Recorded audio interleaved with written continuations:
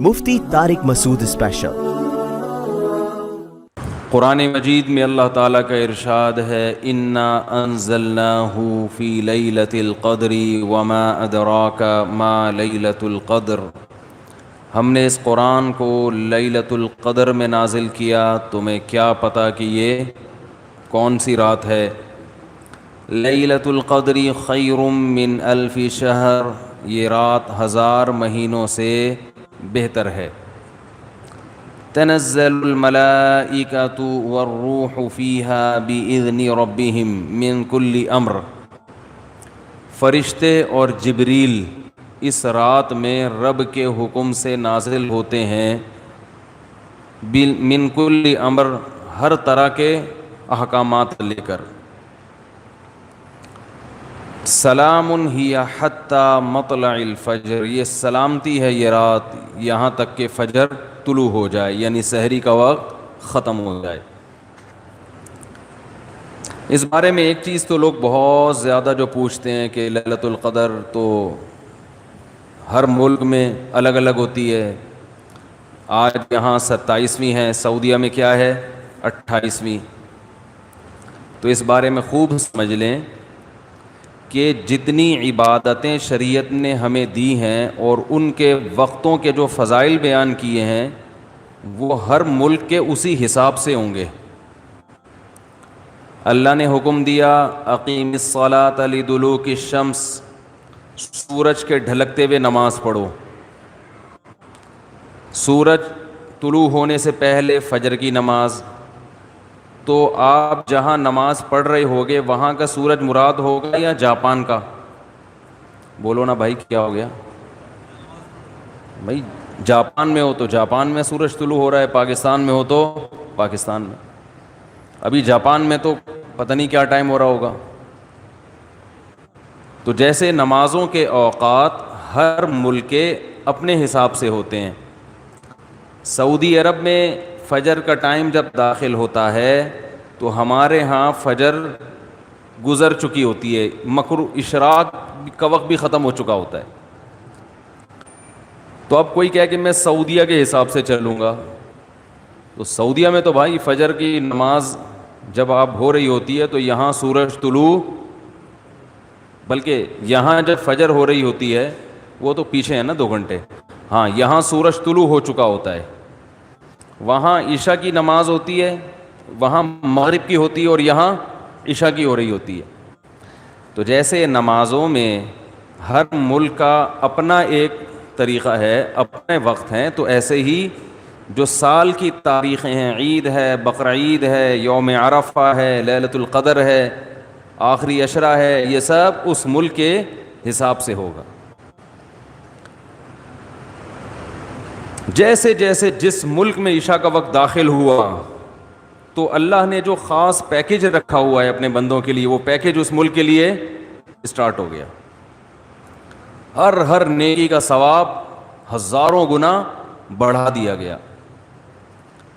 تو لیلۃ القدر رمضان کے آخری عشرے میں، اور رمضان کے آخری عشرے میں طاق راتوں میں امکان زیادہ، اور 27ویں میں اور بھی زیادہ۔ سمجھ رہے ہیں بات کو؟ اور آج کون سی رات ہے؟ 27ویں رات ہے۔ تو اس بات کا بہت امکان ہے کہ آج کون سی رات ہو؟ لیلۃ القدر۔ اس رات میں جس ملک میں یہ رات ہوگی وہاں فرشتوں کا نزول ہوگا، اور خاص طور پر جبریل علیہ الصلاۃ والسلام کا نزول۔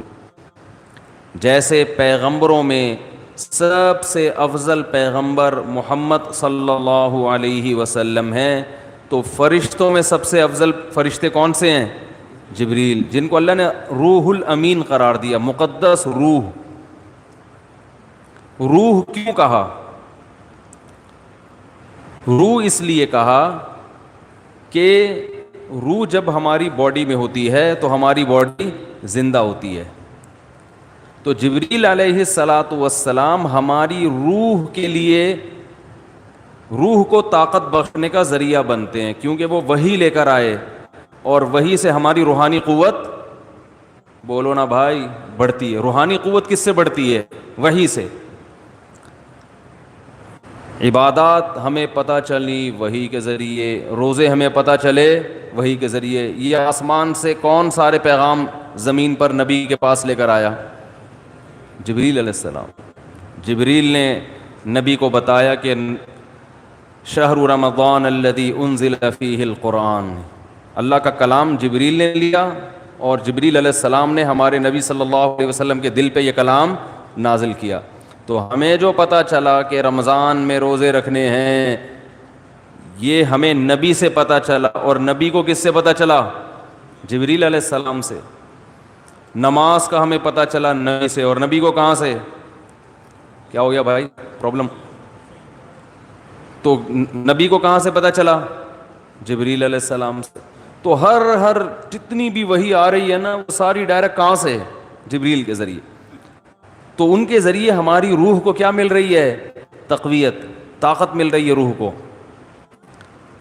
تو وہ کیونکہ یہ رات روحانی ترقی کا ذریعہ ہے، تو اللہ نے اس رات میں جبریل علیہ السلام کو زمین پہ اتارا تاکہ جس فرشتے کی مناسبت ہے نا اس رات سے، وہ فرشتے اس زمین پر نازل ہوں. تو اب مسئلہ یہ ہے کہ آج انسان جسم کی تو بڑی محنت کر رہا ہے، روح کو پروٹوکول دینے کے لیے تیار. بھائی دیکھو ایک بات بتا دوں، جملہ ادھورا چھوڑوں گا اس کو کمپلیٹ کرنا پڑے گا، اچھا لگے یا برا لگے، میرا اصول ہی یہی ہے. تو میں بول رکوں تو ایک دم آگے کمپلیٹ کر دیں جملہ. مجھے ایک اندازہ تو ہو نا کہ دماغ حاضر بھی ہے، سن رہے ہیں، ٹھیک ہے نا. تو ہر ایک کا اپنا طریقہ ہوتا ہے نا بیان کا، ہمارا یہی طریقہ ہے بیان کا. جملہ مکمل چھوڑوں، آپ نے کمپلیٹ کرنا ہے اس کو. مجھے احساس رہتا ہے کہ ماشاءاللہ غور سے سن رہے ہیں. تو یہ اللہ نے ہمیں راتیں کیوں دیں؟ اللہ نے ہمیں رمضان کیوں دیا؟ تراویح کیوں دی؟ تہجد کیوں دی؟ غیر مسلموں کے پاس یہ چیزیں ہیں؟ نہیں ہیں. وہ صبح اٹھیں گے، جاگنگ کریں گے، روح کے لیے، باڈی کے لیے. یہ بڑے ہالی ووڈ اور بالی ووڈ کے ایکٹروں کا بڑا سننے میں آتا ہے کہ باڈی کی فٹنس کا، فزیکل فٹنس کا بڑا خیال کرتے ہیں، صبح اٹھتے ہیں، جاگنگ کرتے ہیں. ہم پوستیوں کی طرح معذرت کے ساتھ ہماری قوم صبح اٹھتے ہی نہیں ہے. یہ جو ریز آ رہی ہیں نا، ریز، ہماری آواز ان ریز کی پشت پہ سوار ہو کر دنیا تک پہنچ رہی ہے. اچھا تو چارجنگ ختم ہو گئی تھی کیا؟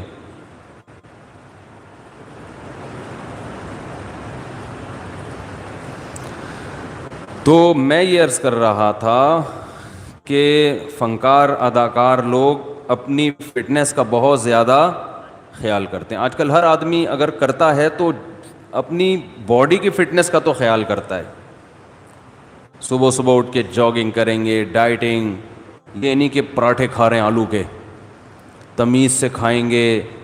1 گلاس دودھ، پھر 2 انڈے ہاف بوائل، ٹھیک ہے نا، پروٹین لینے ہیں. پھر جو ہوتے ہیں نا ڈائٹ جن لوگوں کی، تو باڈی کی محنت تو آج کی جا رہی ہے، روح کو طاقت دینے کی کوشش نہیں کی جا رہی. حالانکہ انسان روح اور جسم دونوں کا مجموعہ ہے. بھائی ایک دفعہ اس کو لگا دیں، جو بار بار آپ اٹھ رہے بیٹھ رہے ہیں نا، میرا بڑا دماغ خراب ہو رہا ہے اس سے، یا تو اس کو بند کر دیں، کوئی ضروری نہیں ہے، ریکارڈ کر لیں ویسے ہی. اس سے جو ہے نا بہت زیادہ ڈسٹربنس ہوتی ہے. ہو گیا تو ٹھیک ہے، نہیں تو وہ دوسرا کیمرہ لا کے ریکارڈ کر دیں، اس کو بند کر دیں. تو کیا کہہ رہا تھا میں؟ سیٹنگ، اپنی سیٹنگ اب ادھر سے سیٹ کریں اس کو، وہاں سے تو ہو گئی، اب ادھر سے بھی پانا لا کے نا میری اپنی سیٹنگ کو بھی سیٹ کریں. کیا کہہ رہا تھا میں؟ تو روح جو ہے نا، دیکھو انسان جو ہے نا، انسان کو جانوروں پر قیاس نہیں کیا جا سکتا. اچھا جانور کسے کہتے ہیں؟ جو صحت مند ہو. اچھی بکری تو دودھ زیادہ دیتی ہو، اچھی بھینس دودھ زیادہ دیتی ہو، اچھی گائے دودھ زیادہ دیتی ہو، اچھا بیل زیادہ ہل چلا لیتا ہو. ایسا ہی ہے نا، اچھا گدھا ویٹ زیادہ اٹھا لیتا ہو. تو اچھا انسان جو ویٹ زیادہ اٹھا لیتا ہو، تو اس میں اور گدھے میں کوئی فرق ہوا پھر؟ بھائی آج اچھا انسان اسے کہتے ہیں ہوئے اتنا ویٹ اٹھایا ہوئے، تو اٹھا سکتا ہے؟ وہ کہہ رہا نہیں بھائی ہم تو نہیں اٹھا سکتے. بھائی آپ بہت اچھے, میں کیا ہوں, میں گندا ہو گیا. یہی مطلب ہوا نا. تو انسان کو اگر صرف جسمانی اور مادی اعتبار سے فضیلت دی جائے تو پھر انسان کی کوئی فضیلت نہیں ہے, کیونکہ مادی اعتبار سے انسان سے زیادہ صحت مند بہت سے جانور ہوتے ہیں. چیتے کی اسپیڈ زیادہ ہے یا آپ کی؟ تو بھاگنے میں چیتا اچھا ہے یا آپ؟ چیتا اچھا ہے. جبڑا جو پھاڑنے کی طاقت ہے وہ شیر کی اچھی ہے یا آپ کی؟ شیر کی اچھی ہے. تو پکڑ کے اعتبار سے آپ سے اچھا کون ہے؟ شیر ہے. قرآن کے الفاظ دیکھو, کلا انا خلقناہم مما یعلمون. اللہ فرماتے ہیں ہرگز یہ انسان اپنے آپ کو فضیلت والا نہ سمجھے, اس لیے کہ ہم نے اس انسان کو جس چیز سے پیدا کیا ہم جانتے ہیں. پانی کے غلیظ قطرے سے بنایا تو یہ کوئی قابل فضیلت چیز نہیں ہے. تمہارا تو میٹیریل ہی گندا ہے جس سے تمہیں بنایا گیا. گندا میٹیریل, پیٹ میں ہر وقت گند, اور مرنے کے بعد بھی گند. ایک پتلی سی لیئر چڑھا دی اللہ تعالیٰ نے ایک اسکن کی, کھال کی, جس سے انسان کی گندگی چھپ جاتی ہے. بنایا کس سے؟ غلیظ ناپاک پانی جو باڈی سے نکل جائے تو غسل فرض ہو جاتا ہے, کپڑوں پہ لگ جائے تو دھوئے بغیر نماز نہیں ہوتی, اتنا گندا. اور جب ماں کے رحم میں وہ بننا شروع ہوتا ہے تو اتنا بدبودار گوشت کہ اگر وہ دنیا میں آ جائیں تو لوگ ناک دبا کے بھاگ جائیں وہاں سے, اتنا گندا. اور جب دنیا میں آتا ہے تو اندر بھی سب کیا بھرا ہوا ہے؟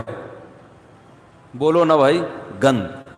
ناک جتنے سوراخ ہیں نا انسان کے, کسی ایک سوراخ سے بھی کوئی مشک و عنبر کی خوشبو نہیں آتی. کان سے کیا نکلتا ہے؟ کوئی عود کی خوشبو نکلتی ہے کان سے. ویسے جب کانیں ہوتی ہیں نا ان سے تو پتہ نہیں کیا نکلتا ہے, لیکن انسان کے کان سے گند نکلتا ہے. ناک سے کوئی مشک و عنبر کبھی دیکھا کسی کے نکلتے ہوئے؟ بھئی ناک سڑکتا ہے تو خوشبو کے بھبوکے آتے ہیں, کبھی دیکھا؟ بول دو نا نہیں دیکھا. تو کیا ہو جا رہا ہے اس میں؟ آنکھ سے کیا نکلتا ہے؟ سے بھی گند نکلتا ہے. تھوک منہ سے اور قضائے حاجت تو گند ہی گند, ہر جگہ سے گند نکل رہا ہے. اس لیے کہ اندر ہے ہی گند, بھرا وہی گند ہے. کاٹو تو خون نکلتا ہے, وہ بھی ناپاک. کپڑوں پہ لگ جائے تو نماز نہیں ہوتی. بس ایک اللہ نے ہلکی سی نا پرت چڑھا دی ہے, ایک ہلکی سی لیئر ہے اسکن کی, جس کی وجہ سے وقار قائم ہے. جیسے گندگی کے اوپر چمکیلا کپڑا ڈال دیا جائے تو وہ گندگی دیکھنے میں خوبصورت لگتی ہے, اسے ہٹا کے دیکھو گے تو پتہ چلے گا اندر کیا ہے. اور فیوچر انسان کا یعنی پاسٹ کیسا ہے؟ پانی کا غلیظ قطرہ. پریزنٹ جو اس کی ابھی موجودہ حالت ہے اس میں بھی گند ہی بھرا ہوا ہے. ذرا سی ہوا خارج ہو جائے نا تو مجلس میں لوگ بھاگ جاتے ہیں. اور فیوچر کیا ہے؟ جیسے ہی سانس بند ہوگی فوراً لاش سڑنا اور گلنا شروع. یہ چودھری صاحب ہیں, یہ وڈیرے صاحب ہیں, یہ چیف ہیں, یہ جناب پرنسپل صاحب ہیں, یہ ہیڈ ماسٹر ہیں, جو بھی ہو بھائی آپ, جیسے ہی روح نکلی گند ڈھیر, میت جو ہے نا ایک دم سڑنا شروع ہو جاتی, آنکھیں ابلنا شروع ہو جائیں گی, ہاتھ خود بخود کرنا شروع. اتنی بدبو لاش کبھی دیکھی ہے؟ کس قدر بدبو ہوتی ہے اگر کوئی پرانی لاش پڑ گئی ہو. اس لیے حکم ہے اس کو مٹی میں جا کے دباؤ. کیڑے کھانے, آنکھوں میں کیڑے, کان میں کیڑے, ناک میں کیڑے گھس رہے ہوتے ہیں کھانے کے لیے. یہ بڑے بڑے حسین اور جمیل لوگوں کا یہ حال ہوتا ہے. تو اللہ فرماتے ہیں کہ انسان تجھے جو میں نے فضیلت دی ہے وہ فزیکل فٹنس کی وجہ سے نہیں دی ہے, اس وجہ سے نہیں دی ہے کہ تیرے پاس وسائل بہت ہیں. وسائل کی وجہ سے بھی نہیں کہ تو بڑا پیسے والا ہے. انسان کو اللہ نے فضیلت دی ہے روحانی زندگی کی وجہ سے, جس کی روح اچھی ہوگی جسم سے نکلنے والے اعمال اچھے ہوں گے. روح گندی ہوگی جسم سے نکلنے والے اعمال گندے ہوں گے. کہتے ہیں نا موسیقی روح کی غذا ہے, گندے لوگوں کی روح کی غذا ہے. اچھے لوگوں کی روح کی غذا قرآن کی تلاوت اور ذکر اللہ ہے. ہمارے حضرت جب ذکر کیا کرتے تھے نا عجیب کیفیت ہو جاتی تھی. ایک شعر پڑھا کرتے تھے, دم رکا سمجھو اگر دم بھر بھی یہ ساغر رکا, میرا دور زندگی ہے یہ جو دور جام ہے. کیا زبردست شعر ہے. اللہ کے ذکر کو نا شراب سے تعبیر کیا ہے. جیسے شرابیوں کو شراب محبوب ہوتی ہے نا, اور شراب خانے میں جب وہ جاتے ہیں, میں خانہ جسے کہتے ہیں, آواز صاف آ رہی کہ نہیں آ رہی؟ میں خانے میں شرابی جاتے ہیں تو شراب کے جام چل رہے ہوتے ہیں. ادھر ایک پیا, ختم ہوا, لیا دوسرا پیا, ٹھیک ہے نا. تو جیسے شرابی کو شراب سے عشق ہوتا ہے اور وہ کہتا ہے دم رکا سمجھو, کہہ رہے سمجھو میرا دم رک گیا, دم بھر بھی یہ ساغر رکا, ایک دم کے لیے بھی اگر یہ دور رک گیا تو میرا دم ختم, میں مر جاؤں گا, میں برداشت نہیں کر سکتا. میرا دور زندگی ہے یہ جو دور جام ہے. یہ جو شراب کا دور ہے نا یہی میری زندگی کا بھی دور ہے. میرے بلڈ کی جو سرکولیشن ہے وہ اسی سرکولیشن کی وجہ سے جو شراب کے پیالے جو گھوم رہے ہیں. تو حضرت اللہ کے ذکر کے بارے میں یہ شعر پڑھا کرتے تھے کہ اللہ کے ذکر کی ہمیں ایسی لت پڑ گئی ہے, ایسا چسکا لگ گیا ہے جیسے شرابی کو شراب کا چسکا لگتا ہے. تو حضرت بڑے مزے سے ذکر اللہ کے بارے میں یہ شعر پڑھا کرتے تھے, دم رکا سمجھو اگر دم بھر بھی یہ ساغر رکا, کہ اللہ تیرے نام کی لذت اور تیرے نام کا چسکا ہمیں ایسا لگ گیا ہے کہ دنیا کی کوئی بھی نعمت ہم سے چھین لی جائے ہم مریں گے نہیں. کوئی ہم سے تیرا نام لینا چھڑوا دے,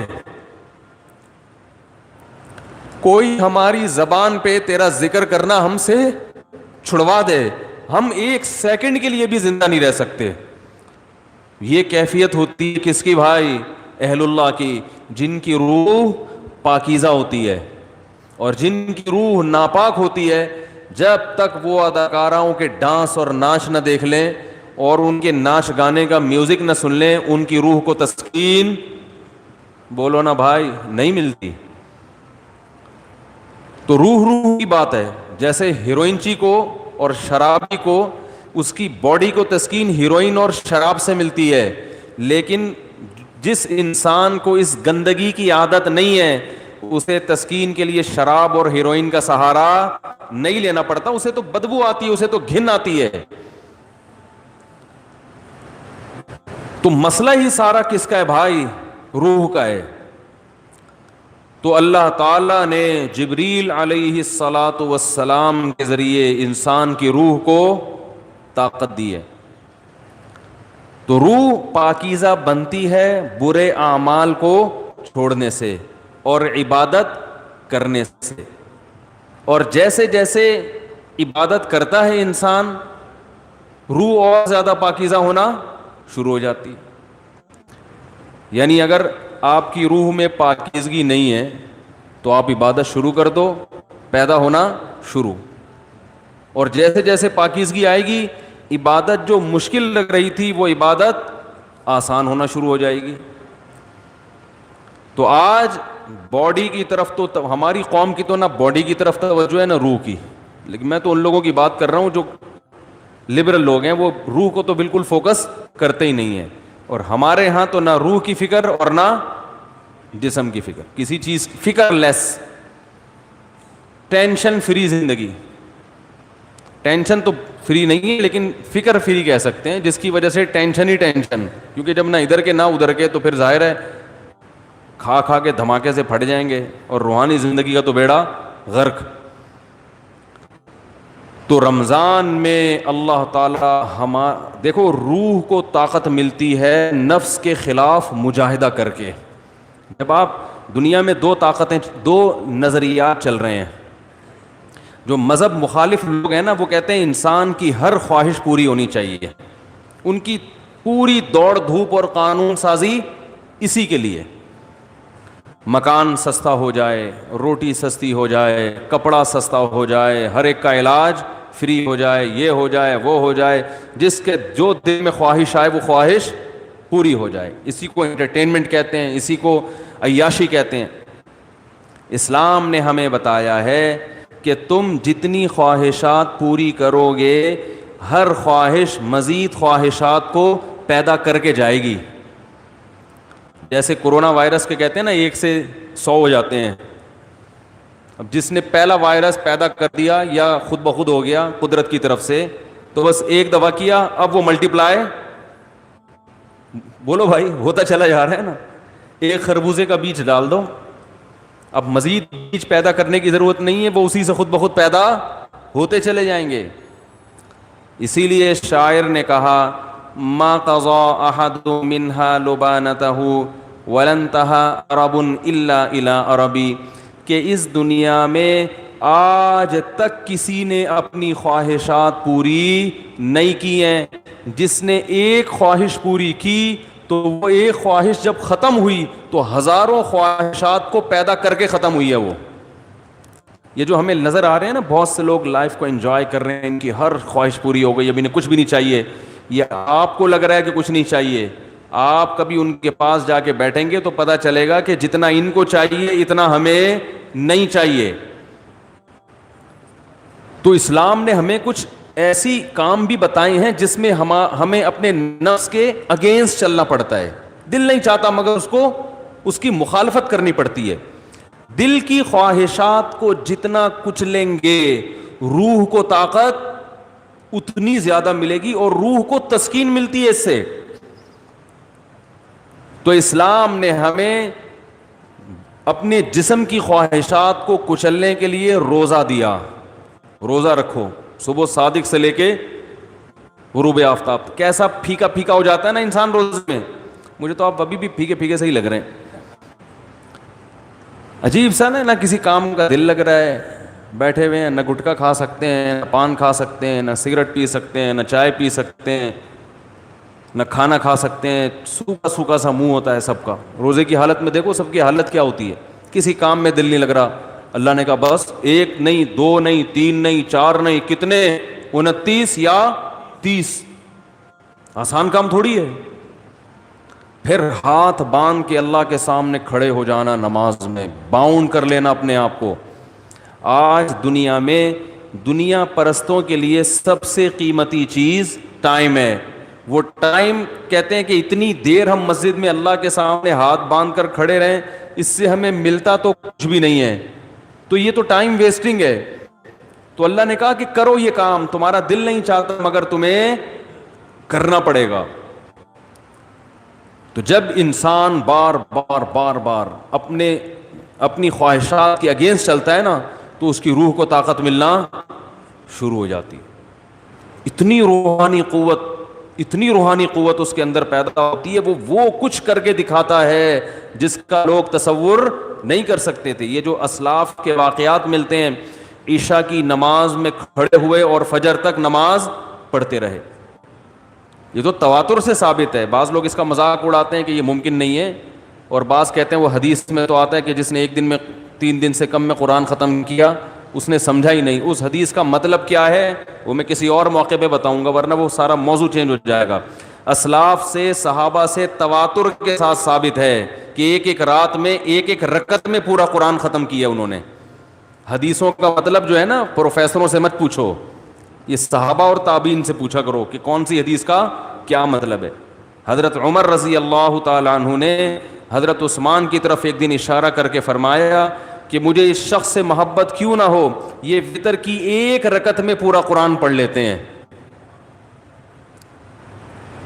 وتر کی جو 30 رکعت ہے نا، اور حجر اسود کے سامنے کھڑے ہوتے ہیں اور پوری رات 1 رکعت میں پورا قرآن. حضرت عمر کا اپنا معمول کیا تھا، فجر میں اتنی لمبی نماز پڑھاتے تھے، آج تو ہم افورڈ ہی نہیں کر سکتے. صبح صادق کا وقت جب شروع ہوتا تو نماز شروع کی جاتی، اور سورج نکلنے سے پہلے سلام پھرتا تھا فجر کا. کتنے گھنٹے کی نماز ہو گئی فجر کی.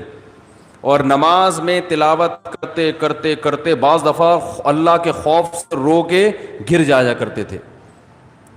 فجر میں حضرت عثمان رضی اللہ تعالی عنہ پوری سورہ یوسف پڑھتے تھے. ایک تابعی کہتے ہیں کہ میں نے سورہ یوسف حضرت عثمان کے پیچھے فجر میں سن سن کے یاد کر لی, زبانی یاد ہو گئی مجھے. کتنی لمبی لمبی ان لوگوں کی نمازیں تھیں, کتنی لمبی لمبی ان لوگوں کی دعائیں تھیں, کتنی. آج بالکل عبادت کا ذوق اور شوق ختم. اور پہلے عورتوں میں عبادت کا ذوق مردوں سے بھی زیادہ تھا. مرد تو وہ تھڑے چھڑے پہ جا کے بیٹھ گئے, دو چار لونڈے لپاڑے بیٹھ گئے, کچھ ادھر بات کر لی, کچھ ادھر چلے گئے, ڈبو اسنوکر. خواتین تو گھروں میں وہ تو عبادت میں آگے تھیں. آج سب کے ہاتھ میں کیا آ گئے؟ موبائل, واٹس ایپ, بس ہر وقت. میری والدہ اللہ ان کی مغفرت فرمائے, آخر عمر میں تقریباً 1.5-2 سال ان کا دماغ کام نہیں کرتا تھا. جیسے قومے کی کیفیت ہوتی ہے نا, یہ ہو گئی تھی کیفیت. تو ہوش نہیں تھے ان کو, کوئی بات بتاؤ سمجھ میں نہیں آتی تھی. لیکن تسبیح جیسے ہی پکڑاتے تھے نا فوراً چلنا شروع, اور زبان بھی چلنا شروع. کیوں؟ لاشعور میں یہ چیز, بولو نا بھائی, بیٹھ گئی. کیونکہ زندگی بھر تسبیح پڑھی ہے نا, تو اب ہوش نہیں ہے. تو جیسے ہی تسبیح ہاتھ میں آئی اللہ کا نام شروع. میرے بڑے بھائی جب سورہ یاسین کی تلاوت کرتے ان کے سامنے, تو سورہ یاسین کا تلاوت کہ جو کوئی لفظ چھوٹ جاتا نا تو وہ ان کی زبان سے نکل جاتا تھا. جیسے آخری لفظ آ رہا ہے نا مبین, تو وہ رک گیا تو وہ ان کی زبان سے نکل. ایک لاشعور میں سورہ یاسین بہت پڑھی ہے انہوں نے. تو میں نئی نسل کو دیکھ کے یہ پیشگوئی کر سکتا ہوں کہ جب ہمارا بڑھاپا ہو, اللہ ہم سب کو بچائے, تو پتہ نہیں ہمارا حال کیا ہوگا. ہوش میں نہیں ہوں گے. کوئی تسبیح لا کے پکڑائے گا تو ایسے لگے گا جیسے یہ پتھر ہے. جیسے ہی موبائل لا کے پکڑائیں گے نا, ٹھک ٹھک چلنا, فوراً سب سے پہلے لاک کھلے گا اس کا. حقیقت بتا رہا ہوں میں, کیونکہ لاشعور میں یہ چیز بیٹھ گئی ہے. موبائل ہے, فیس بک, واٹس ایپ, یوٹیوب, ایک دم چلنا شروع, ٹھک ٹھک ٹھک, میسج بازیاں. اور بھائی کیا کر رہی ہو, دوپٹہ کہاں سے خریدا, خواتین کی نا. چاہے قومے میں ہو یا کچھ بھی ہو, اللہ بچائے سب کو قومے میں جانے سے.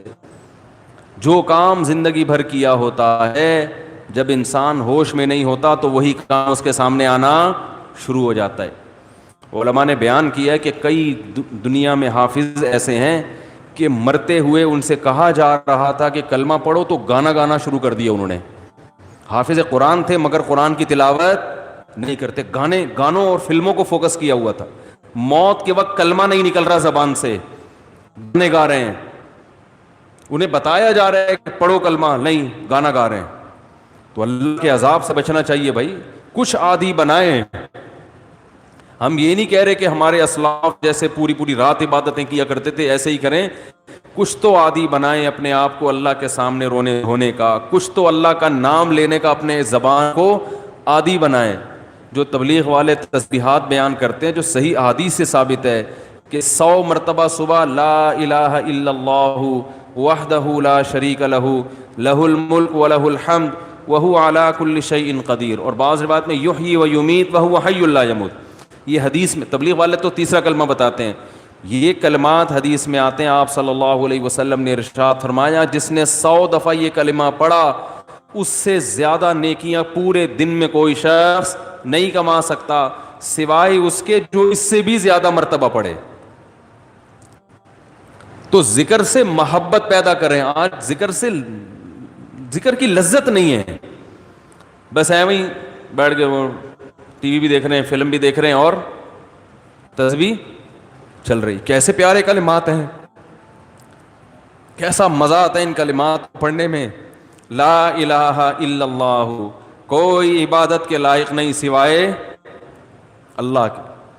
کتنا اللہ تعالیٰ خوش ہوتا ہے کہ جب ساری دنیا مجھے بھول گئی ہے, ہر وقت دولت کی باتیں, پیسے کی باتیں, مکان کی باتیں, پلاٹ کی باتیں, اس سے اتنے پیسے لینے, اس کو اتنے پیسے دینے, وہ کاروبار بند ہو گیا, اس کو کھولنا ہے, یہ کرنا ہے, وہ کرنا ہے, ہر وقت 24 گھنٹے. جس نے پیدا کیا, جس کے پاس لوٹ کر جانا ہے, سب چیزیں چھوڑنی ہے یہاں پہ, یہ بیوی بچے بھی چھوڑنے ہیں, یہی قبر میں اتاریں گے. جو آج کہہ رہے ہیں نا وہ رہ نہیں سکتے آپ کے بغیر, اور یہ اور یہی اتار کے آئیں گے قبر میں. اور اگر کورونا سے مر گئے نا, اللہ بچائے, تو قبر میں بھی نہیں جائیں گے, بولیں گے یہ تو مر گیا, ہمیں نہ مار دے کہیں. دور دور سے دیکھ نہیں رہے کیسے جنازے ہو رہے ہیں. یہ تو انسان کی محبت ہے, یہ تو اوقات ہے انسان کی. تو جس کے پاس لوٹ کر جانا ہے اور جس نے بنایا ہے, هو اعلم بكم اذ انتم اجنة في بطون امهاتكم, اللہ فرماتے ہیں جب تم ماں کے پیٹ میں تیار ہو رہے تھے نا, وہ رب تمہیں اس وقت سے جانتا ہے. اس وقت تو والدین بھی انسان کو نہیں جانتے. کتنا قریبی تعلق, ہر ایک کا تذکرہ زبان سے کرے گا, نہیں کرے گا جو سب سے زیادہ قریب ہے اس کا تذکرہ نہیں کرے گا. اور اگر اللہ کا ذکر کرے گا بھی تو کسی نے کوئی وظیفہ بتایا ہوگا جن بھگانے کے لیے, دکان کھلوانے کے لیے, کاروبار کھلوانے کے لیے, بچے کی شادی نہیں ہو رہی, اپنی نہیں ہو رہی ہے تو پچھتا رہا ہے, اس کو بھگانے کے لیے, ہو گئی ہے تو بچے نہیں پیدا ہو رہے, ہو گئے تو وہ چترول لگا رہے ہیں ان کو سیدھا کرنے کے لیے. اللہ کو خوش کرنے کے لیے, اللہ کی محبت میں اللہ کا نام لذت سے لینے کے لیے کہ مجھے بس اس سے محبت ہے, اس کا نام لینے میں مجھے مزہ آتا ہے, اس نیت سے ذکر کرنے والے مارکیٹ میں بہت شارٹ ملیں گے آپ کو, بہت کم لوگ ملیں گے. کوئی بیٹھا ہو نا صبح اللہ اللہ کر رہا ہو, کیوں کر رہے ہو؟ وہ جی فلاں پیر صاحب نے بتایا تھا, وہ فلاں پیر صاحب نے کہا تھا یہ کرو گے تو یہ والا کام ہو جائے گا. او بھائی اللہ نے پیدا کیا ہے, جیسے دنیا کا تذکرہ کرتے ہو بغیر ضرورت کے کرتے ہو نا. خواتین جب آپس میں ملتی ہیں, دوسرے کا لباس دیکھتی ہیں, بہن کہاں سے خریدا, کتنے کا خریدا, ضرورت ہوتی ہے, حالانکہ جیب میں ایک پیسہ بھی نہیں ہوتا خریدنے کا. لیکن محبت جس چیز سے ہوتی ہے اس کا تذکرہ کرنے میں انسان کو, بولو نا بھائی, مزہ آتا ہے. مرد جب آپس میں بیٹھتے ہیں تنخواہ پوچھ رہے ہوتے ہیں, کیسا چل رہا ہے بزنس, کیا ہو رہا ہے, کتنا پروفٹ ہوا. جس چیز سے محبت ہے انسان کو اس کا نام لینے میں مزہ آتا ہے. یہ مزہ اللہ کا نام لینے میں بھی پیدا کر لیا جائے اپنے دل میں, تو وہی کیفیت ہوگی کہ دم رکا سمجھو اگر دم بھر بھی یہ ساغر رکا. میرا دور زندگی ہے جو یہ جو دور جام ہے. حضرت فرمایا کرتے تھے, ہمارے حضرت جب بیان کرتے نا اور اللہ کی محبت میں کبھی کوئی شعر سنا دیا تو پورا موضوع ان کا چینج ہو جاتا تھا. جیسے میں شادیوں پہ آتا ہوں نا اگر, تو پورا موضوع میرا کیا ہو جاتا ہے, ارے جہنم کی بات چل رہی ہو, وہاں کی ہولناکیاں چل رہی ہوں, سانپ بچھو, اور کسی نے شادی کی بات کر لی تو ہمارا پورا ٹاپک چینج ہو جاتا ہے نا. تو ہمارے حضرت کا جب بیان ہوتا تھا کہیں سے اللہ کی محبت کا کوئی تذکرہ آ گیا, اللہ کی نعمتوں کا, پورا بیان چینج. اور پھر حضرت فرماتے تھے کہ کچھ نہ, پھر یہ شعر پڑھتے تھے, کچھ نہ رستے کا پتہ ہم کو نہ منزل کی خبر, کچھ نہ رستے کا پتہ ہم کو نہ منزل کی خبر, جا رہے ہیں جس طرف ہم کو لیے جاتا ہے دل. یعنی ہمیں نہیں پتا اب ہم نے کہاں جانا ہے, اب تو ہمیں دل لے کے جدھر جا رہے ہیں ہم وہاں چل رہے ہیں, دل گھسیٹ رہے ہیں. تو اللہ کی محبت میں یہ حال کہ اب دل جہاں لے کے جائے گا وہاں, تو دل تو یہی کہہ رہا تھا بس اللہ کا تذکرہ کرو بیٹھ کے. تو اسی طرح یاد رکھیں, یہ جو اہل اللہ جو دعا مانگتے ہیں یہ دنیا داروں کی عادت ہوتی ہے. دعا مانگ رہے ہیں قبول نہیں ہو رہی, ہم تو کام ہی نہیں بن رہا, 20 سال سے شادی کر رہے ہیں شادی نہیں ہو رہی, 20 سال سے کاروبار کی دعا مانگ رہے ہیں, کاروبار نہیں مل رہا, 25 سال سے یہ دعا مانگ رہے ہیں, یہ نہیں ہو رہی. یہ دنیا داروں کی عادت ہے. اہل اللہ کہتے ہیں دعا مانگنے کی توفیق مل رہی ہے, بس اس سے بڑی کوئی نعمت نہیں ہے, کچھ نہ ملے ہمیں. حضرت عمر رضی اللہ تعالیٰ عنہ کا قول ہے نا کہ مجھے اس سے غرض نہیں ہے کہ میری دعائیں قبول ہو رہی ہیں کہ نہیں ہو رہی, مجھے اس کی فکر ہوتی ہے کہ دعا مانگنے کی توفیق مل رہی ہے کہ نہیں مل رہی. اگر اللہ اپنے سامنے ہاتھ اٹھا کر دعا مانگنے کی توفیق دے رہا ہے, اتنی بڑی نعمت ہے کہ اس نعمت کے بعد مزید ہمیں کچھ نہیں چاہیے. بھائی اللہ توفیق دے میرے سامنے ہاتھ اٹھا کے مانگو, تو یہ ہر ایک کو تھوڑی ملتی ہے توفیق. آج دنیا میں دعائیں مانگنے والے سب سے کم ہیں, سب سے کم. ایک تو مانگتے نہیں, اوپر سے مانگتے ہیں تو ایسے بد دلی کے ساتھ کہ وہ دل ہی نہیں لگ رہا ہوتا ان کا. اور پھر 2-4 دفعہ مانگے, بولے قبول, جا کے دیکھیں قبول ہوئی ہے کہ نہیں ہوئی ہے. رزق مانگے کہ اللہ مجھے اس کے حلال کشاد عطا فرما, اس کے بعد بٹوہ نکال کے چیک کر رہے ہوں یار کچھ بھی نہیں آیا, ویسے کہ ویسے ہی ہیں. کاروبار لاک ڈاؤن کی وجہ سے ٹھپ ہوا ہوا ہے, بزنس کا بیڑا غرق ہوا ہوا ہے. تو بھائی جو اہل اللہ ہیں وہ کہتے ہیں دیکھو جتنا تعلق دعا کے وقت انسان کا اللہ کے ساتھ ہوتا ہے نا, اتنا کسی اور چیز میں نہیں ہوتا. براہ راست اللہ سے اپنی زبان میں مانگ رہا ہے. بھائی ذکر میں تو کم از کم اتنا ہوتا ہے کہ ترجمہ نہیں آتا تو پتہ ہی نہیں ہوتا کیا پڑھ رہا ہوں میں, لیکن جب دعا مانگ رہا ہوتا ہے تو براہ راست اللہ سے تعلق, تو یہ تو بہت گہرا تعلق ہے. تو دعاؤں میں جان ختم, دعاؤں میں لذت, بولو نا بھائی, ختم. جب اللہ سے تعلق ہی کمزور پڑتا چلا جائے گا تو بھائی پھر جو اللہ کو خوش کرنے کے لیے جو اعمال اللہ نے بتائے وہ کہاں سے پورے ہوں گے, وہ تو ہو ہی نہیں سکتے پورے. تو اس لیے ذکر اللہ کو ہلکا نہیں سمجھنا چاہیے. میں وہ ترجمہ بتا رہا تھا کہ چوتھے کلمے کا لا الہ الا اللہ, کوئی عبادت کے لائق نہیں سوائے اس اللہ کے. لہ الملک, اسی کے لیے بادشاہی ہے. وَلَهُ الْحَمْدُ, تعریف صرف اسی کے لیے.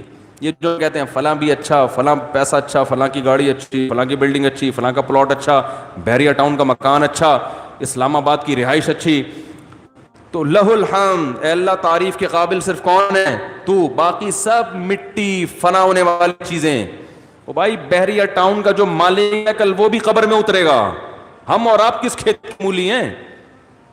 2-4 بنگلے بن گئے بحریہ ٹاؤن میں, 8-10 پلاٹ ہو گئے, وہ آدمی تمیز سے بات کرنا ہی چھوڑ دیتا ہے. بات میں بتا رہا ہوں, بحریہ ٹاؤن میں رشتہ لینے بھیجے گا, بحریہ ٹاؤن میں پلاٹ, تو رشتہ لینے بھیجنے کی پھر ضرورت نیٹ پہ ڈال دے, ٹھیک ہے نا, ایسا ہی ہے نا. رشتے خود آئیں گے, دھکے دے دے کے آئیں گے, ہٹو بھائی آپ کے لیے. وہ جو لوگ مجھے کہہ رہے تھے رشتہ تلاش کر رہے ہیں مل نہیں رہا, میں کہہ رہا ہوں تمہاری جیب میں کچھ ہے ہی نہیں تو رشتہ کہاں ملے گا. کہہ رہے ہیں استخارہ بھی نکال لیا پھر بھی نہیں مل رہا. استخارہ نہیں نکالو, پیسے نکالو, پیسے نکالو گے تو رشتہ ملے گا. اور اگر پیسے نہیں ہیں تو پیغام بھیجو, صبر کرو, اگر کوئی قبول کرے ٹھیک ہے, نہیں کرے تو صبر کرو. دنیا مسافر خانہ ہے بھائی, 4 شادیاں کرنی ہیں, لیکن جو جس چیز کی چاہت ہے ضروری تھوڑی کہ وہ پوری بھی ہو جائیں. کوشش کرنے کا میں مشورہ دیتا ہوں. شادی ہو بھی جائے گی اس کی کوئی گارنٹی نہیں ہے, اور ہو کے نبھا بھی پائیں گے اس کی بھی کوئی گارنٹی نہیں ہے. اب لیلۃ القدر میں شادی پھر شروع ہو گئی, تو مسائل یہی چل رہے ہیں نا.